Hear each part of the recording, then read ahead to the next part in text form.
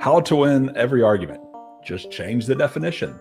It's not a shower. I'm not sleeping.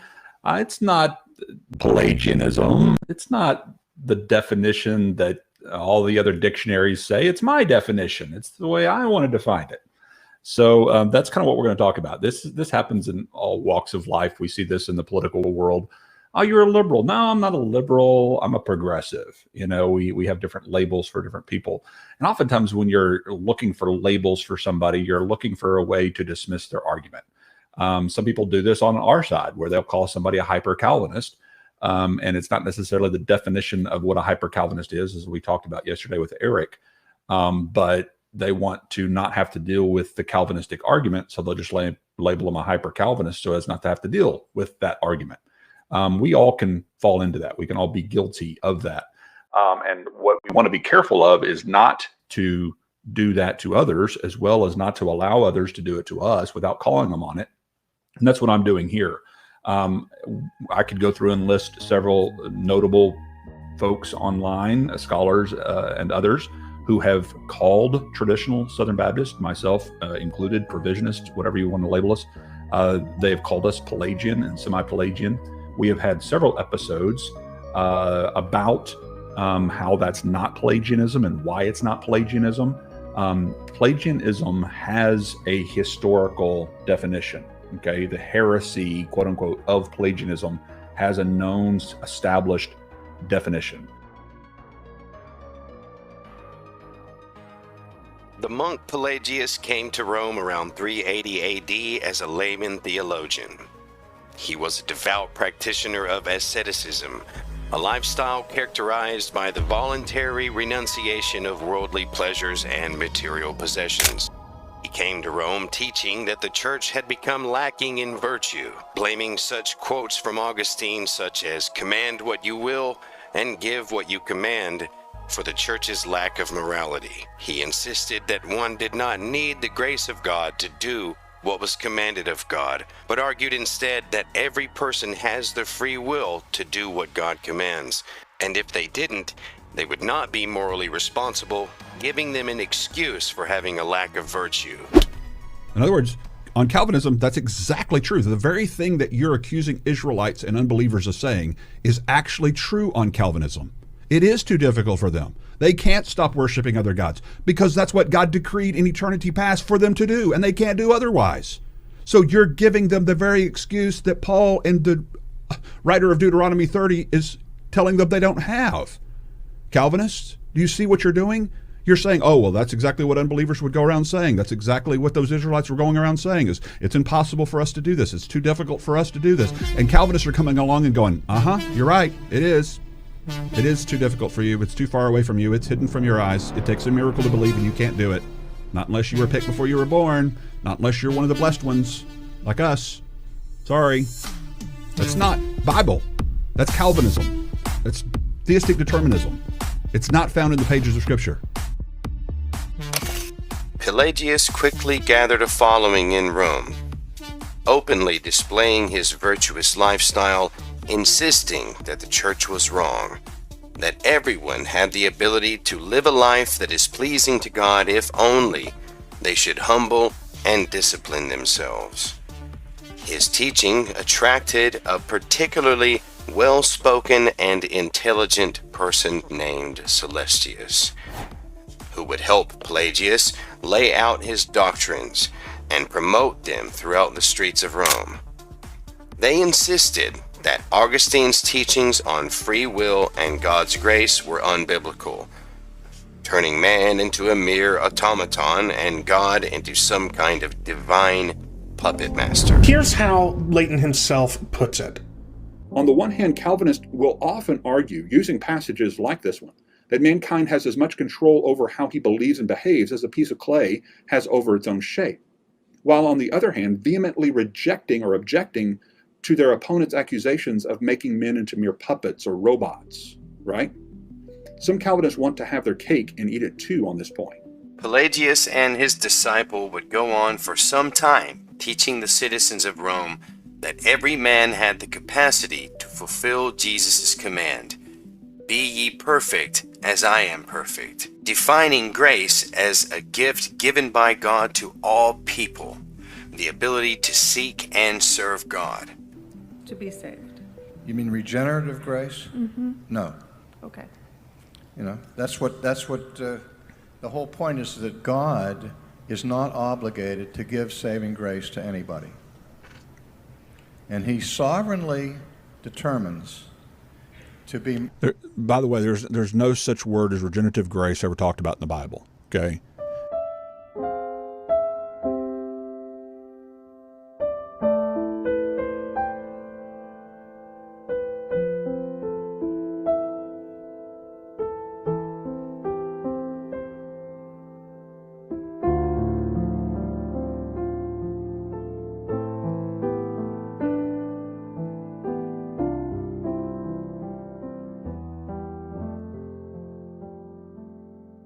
Way, like in these question answer times, like this poor lady is going to possibly do, to walk away thinking that there are large groups of people who do not ever have the opportunity to respond to God's love and goodness and his graciousness. I think Romans 1 does away with those excuses. I think that it's very clear that God has made himself known, that all people may believe in the truthfulness of who he is so as to be saved, because God has provided graciously the revelation that people need for all people to respond to his graciousness. In 410 AD, Pelagius and his disciple were forced to flee the city of Rome as he came under attack by the Visigoths. The pair had a mind to visit Hippo on the way to Carthage, to confront Augustine regarding his understanding of man's will and God's grace. Augustine, however, was not in Hippo when the two arrived, as he was in Carthage dealing with an unrelated issue concerning sacraments with the Donatists. Learning this, Pelagius wrote a letter to Augustine, respectfully addressing the issues with his theology. Augustine responded in kind, but urged Pelagius to stand firm on sound doctrine concerning God's grace and man's anthropology after the fall. Over the next couple of years, Augustine would publish many works to refute Pelagianism. Soon, Pelagius and his disciple would part ways, Pelagius going to Palestine, while Celestius went to Carthage to teach their doctrine in a place where he could expect the most controversy to ensue. Once in Carthage, Celestius applied for presbyter's orders in the heart of their opposition, and this is where the Pelagian controversy truly began. The church was suspicious of Celestius, and it just so happened, by God's providence, that the wise deacon Polemus of Milan was in Carthage at the time of his application. The deacon warned Bishop Aurelius about Celestius' heresies, and during a council in 412 AD, Celestius was accused of 7 errors regarding his doctrine. The 7 errors were as follows. He taught that Adam was born mortal, that he would have died whether he had sinned or not, and Adam's fall injured himself only, and not the human race. He said that children are born innocent, like Adam was. It's not until they actually make a responsible adult kind of decision, in other words, as one who's responsible in the sense that they're able to respond and they're morally accountable for their choices. And then by that person, there's no imputation of the Adamic sin, just as there's no imputation of Christ's righteousness until there's a conscious acceptance of that work. And no person dies as a consequence of Adam's sin, nor rises as a direct consequence of Christ's resurrection. No one needs the Holy Spirit baptism to wash away sin. Both the law and the gospel lead to heaven, and before Christ, there were already sinless men. But that's a non sequitur of the Calvinistic claim, that because no one can pursue and attain righteousness through the works of the law, therefore, they cannot pursue and attain righteousness by grace through faith. And that's exactly the opposite point that Paul is making in Romans 1 through 3. He's ultimately saying, hey, the righteous live by faith. Everyone has fallen short of the law. Therefore, your only hope is to pursue righteousness by faith. Do what Abraham did. And this is why I always point out over and over and over again. Notice he says, no one's righteous, no, not one. And then the very next chapter, he says, Abraham was righteous. Is he contradicting himself, or could it be that he's talking about two different forms of righteousness? Celestius refused to answer with support for his errors. He would not recant his heresy, insisting that these were differences of opinion on issues that were not crucial to the faith, affirming his orthodoxy on points that were not being addressed. But we came here to debate John chapter 6, and you're trying to drag it onto other things, which is what you've done before. I am asking that you focus upon the text and the meaning of the text, and not get into all sorts of other subjects that do not allow me to even have the opportunity of making a meaningful presentation on the subjects that have not been raised and are not a part of the subject this evening. The question of the debate is not who can exegete the text in a way that Dr. White approves. It's a defense of Jesus' supposedly inconceivable teaching of unconditional election, which I'm demonstrating by this line of questions. It's demonstrably unjust and inconsistent within the ranks of Calvinism to say that people are condemned for something they have no control over. And what better illustrates that than an infant that dies? Yeah, I realize that the subject of the debate is not something you want to pursue. Following the council in Carthage, Celestius was excommunicated for refusing to recant of his heresies. But word traveled more slowly in that time period, and Celestius would quickly move to Ephesus, where he would be more careful and became ordained as presbyter there. At this time, other than the treatise regarding Pelagius that Augustine had written, he was not so far involved. But shortly after, around 414 AD, the controversy would break out again in Palestine. Pelagius had written what was meant to be a personal letter to Demetrius, which quickly became very public. Jerome and Orosius, who happened to be staying together in Palestine, came across the letter and immediately instituted opposition against Pelagius to the bishop of Jerusalem. Jerome was a monk from Bethlehem, who was in support of Ambrose's position on the corruption brought by the fall, but held to what would more closely resemble an Arminian view today regarding God's grace and salvation. The heresy regarding the nature of man was enough for Jerome to bring accusations against Pelagius, and despite their differences, Augustine was in full support of Jerome on this argument, both agreeing that Adam's fall brought sin, death, and a judgment resulting in condemnation to all people, and to say otherwise was heresy. Orosius was a member of the Spanish clergy, and was carrying letters from Augustine regarding the Pelagian heresies. Osiris was in complete agreement with Augustine, accusing Pelagianism of being a rehashing of many Origenistic ideas. At the Synod of Diospolis, invoked by John of Jerusalem, Orosius came forward and informed the bishop that Celestius had been excommunicated from Carthage for heresy. Pelagius was summoned to answer for the charges brought against him, but he only evaded the questions and spoke disparagingly of distant Augustine. He was quoted as saying things like, "What is Augustine to me?" Even still, the Bishop of Jerusalem agreed with Pelagius on many things and was convinced of his orthodoxy despite what they both considered minor differences.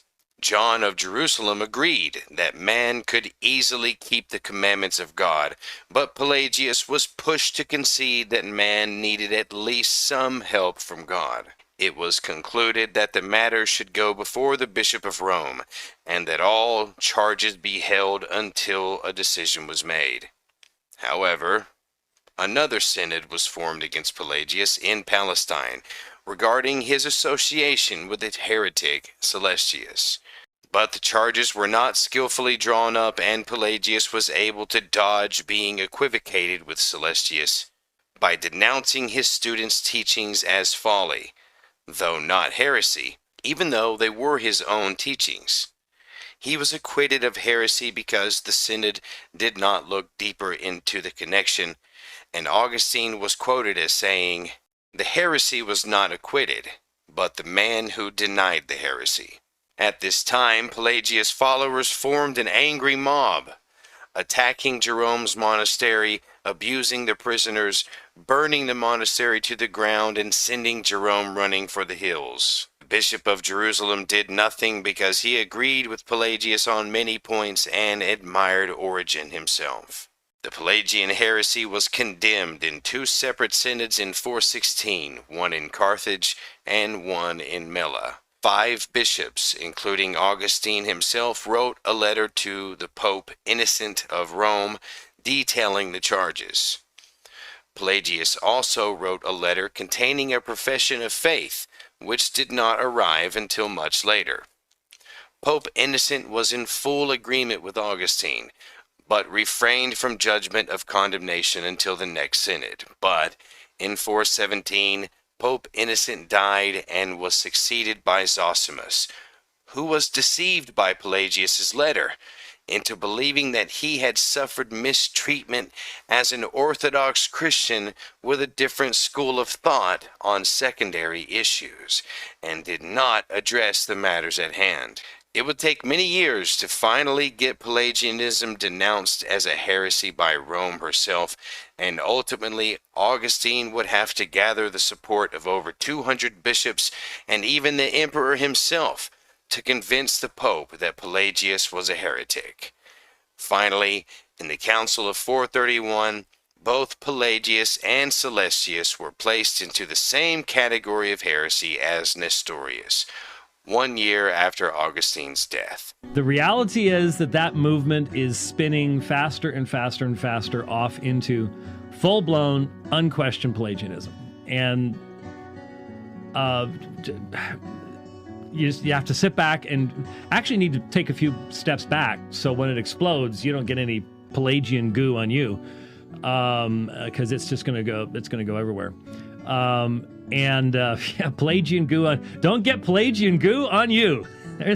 This boogeyman label has been addressed a number of times by provisionists and traditionalists like Dr. David Allen and myself here at Soteriology 101, but is yet to be responded to by Dr. White or any notable Calvinistic scholar.